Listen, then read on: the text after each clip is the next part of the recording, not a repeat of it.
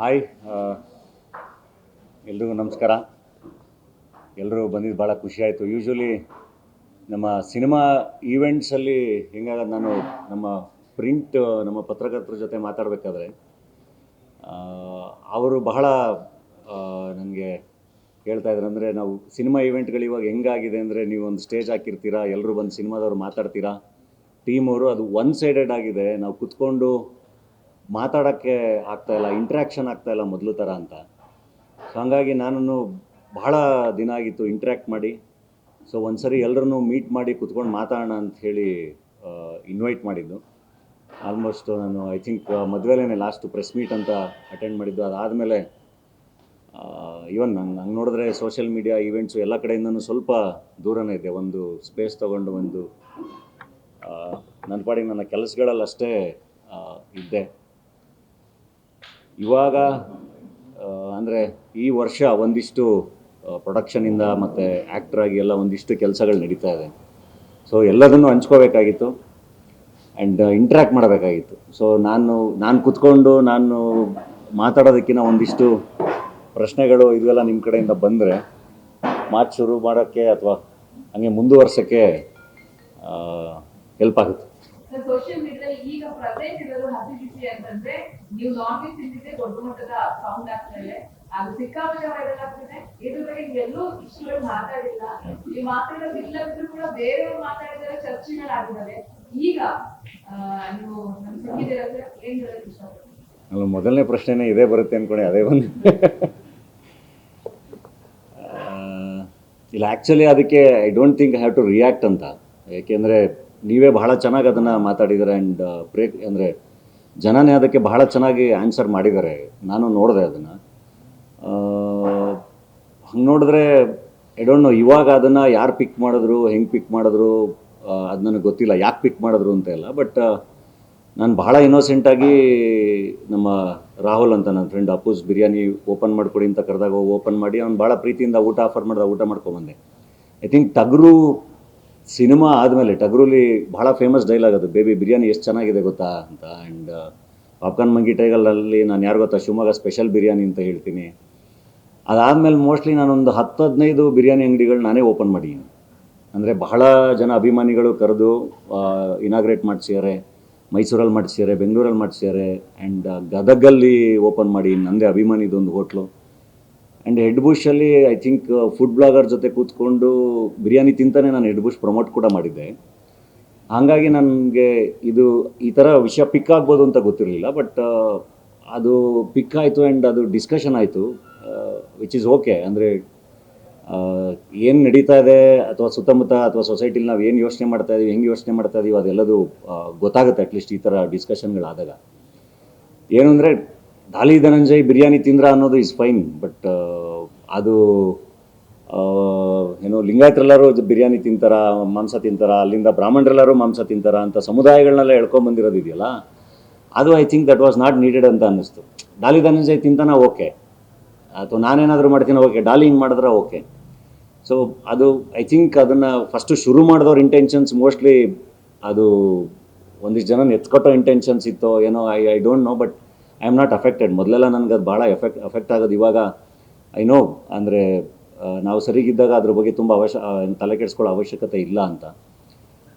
So ಹಂಗಾಗಿ ಆರಾಮಾಗಿದ್ದೆ. ಹಂಗೆ ನೋಡಿದ್ರೆ ಈಗ ನನ್ನ ಬಗ್ಗೆ ಕೇಳಬೇಕು ಅಂದರೆ ಐಲ್ ಬಿ ವೆರಿ ಓಪನ್. ನಾನು ದಾಲಿ ಧನಂಜಯ್ ಏನೇನು ಮಾಡ್ತಾರೆ, ಏನು ಮಾಡಲ್ಲ ಅಂತ ಕೇಳಿದ್ರೆ ದಟ್ಸ್ ನನ್ನ ಪರ್ಸ್ನಲ್ ಚಾಯ್ಸ್. ಅದು ನನ್ನ ಊಟ, ನನ್ನ ತಿಂಡಿ, ನನ್ನ ಚಟಗಳು ಎಲ್ಲದನ್ನು. ಬೇರೆ ಯಾರಿಗೂ ತೊಂದರೆ ಕೊಡದಲ್ಲೇ ಏನು ಮಾಡಿದ್ರೂ ತಪ್ಪಲ್ಲ ಅಂತ ನಂಬ್ತೀನಿ ನಾನು. ನನ್ನಿಂದ ಯಾರಾದರೂ ಡಿಸ್ಟರ್ಬ್ ಆಗ್ತಿದ್ರೆ ಅದು ತಪ್ಪಾಗುತ್ತೆ. ಸೊ ನನ್ನ ಬಗ್ಗೆ ಕೇಳಿದ್ರೆ ನಾನು ಸಿನಿಮಾ ಪಾತ್ರಕ್ಕಾಗಿ ಸ್ಮೋಕ್ ಮಾಡ್ತಿದ್ದೆ, ಬಟ್ ಅದನ್ನು ರಿಯಲ್ ಲೈಫಲ್ಲೂ ಅದನ್ನು ಕಂಟಿನ್ಯೂ ಮಾಡಿದೆ. ಬಟ್ ಇವಾಗ ನಾನು ನಿಲ್ಲಿಸಿದ್ದೀನಿ. ಆ್ಯಂಡ್ ನನ್ನ ಯಂಗರ್ ಡೇಸಲ್ಲಿ ಭಾಳ ಚೆನ್ನಾಗಿ ಪಾರ್ಟಿ ಮಾಡೀನಿ. I was famous as beer boy. ನಾನು ಇವಾಗ ಅಕೇಶನಲಾಗಿ ಮಾಡ್ತೀನಿ. ಹಂಗೆ ಅಂದ್ಬಿಟ್ಟು ನಾನು ಅದನ್ನು ಎಲ್ರಿಗೂ ಮಾಡಿ ಅಂತ ಹೇಳಲ್ಲ, ಅಥವಾ ಮಾಡಿದ್ರು ಹಿತಮಿತವಾಗಿ ಇರಲಿ ಅಂತಲೇ ಹೇಳ್ತೀನಿ. ಇವಾಗ ನಂದು ಯಾವುದೇ ಸ್ಪೀಚಲ್ಲಿ ಮೊನ್ನೆನೂ ನಾನು ಯಾವುದೋ ನಮ್ಮ ಯಂಗ್ಸ್ಟರ್ಸ್ ಎಲ್ಲ ಸೇರಿದ ಸ್ಪೀಚಲ್ಲಿ ಏನು ಸೇರಿದ್ದಾಗ ಅದನ್ನೇ ಹೇಳಿದ್ದೆ ನಾನು.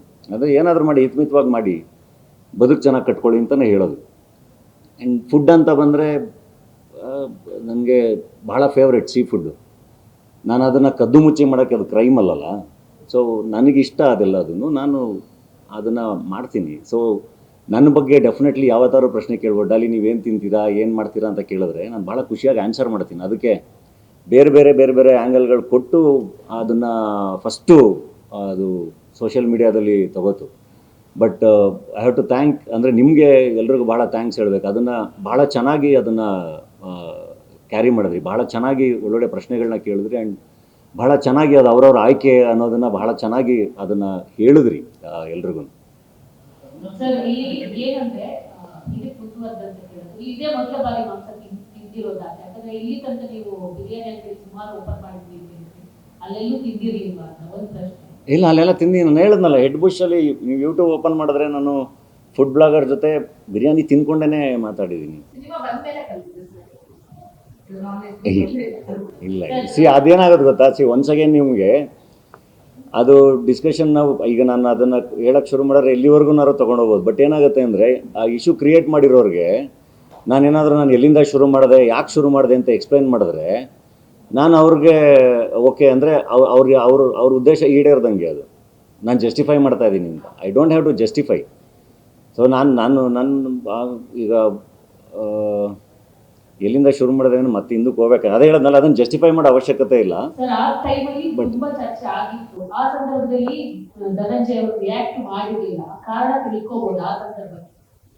ಇದು ಚರ್ಚೆಗಳಾಗ್ತಿರೋ ಸಂದರ್ಭದಲ್ಲಿ ಸೋಷಿಯಲ್ ಮೀಡಿಯಾ ಆಗಿರ್ಬೋದು, ಪರ್ಸನಲಿ ಯಾವುದೇ ರೀತಿಯಲ್ಲಿ ರಿಯಾಕ್ಟ್ ಮಾಡಕ್ ಹೋಗಿದ್ದಿಲ್ಲ.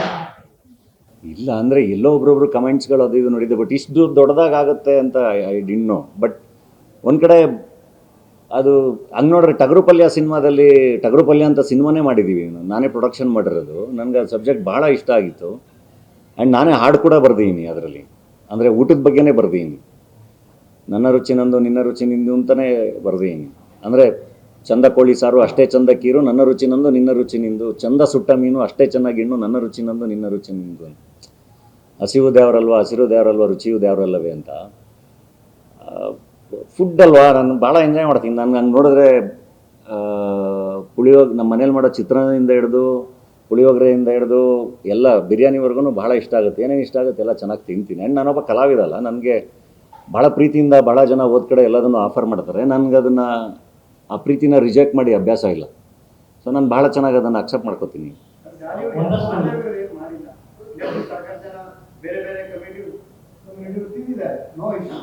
ಇಂಥ ವಿಚಾರಗಳು ಬಂದಾಗ ಯಾಕೆ ದಾರಿಯವರು ಸರ್ಕಾಗ್ತಾರೆ ಕೆಲವೊಂದಷ್ಟು ಕೊಳಕು ಮನಸ್ಥಿತಿಗಳಿಗೆ? ಡೋಂಟ್ ನೋ, ಅವರೇ ಆನ್ಸರ್ ಮಾಡ್ಬೇಕು ಅದಕ್ಕೆ. ಬಟ್ ಏನು ಅಂದರೆ ಹಿಂಗೆ ಹೇಳೋದು ಅಂದರೆ ನನ್ನ ಬಗ್ಗೆ ಅಷ್ಟೊಂದು ಇನ್ಸೆಕ್ಯೂರ್ ಆಗಿರೋ ಅವಶ್ಯಕತೆ ಇಲ್ಲ.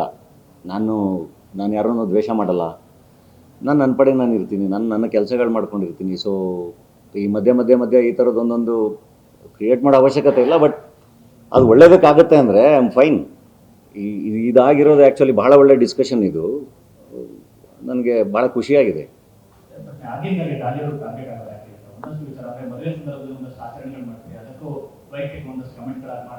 ಇಲ್ಲ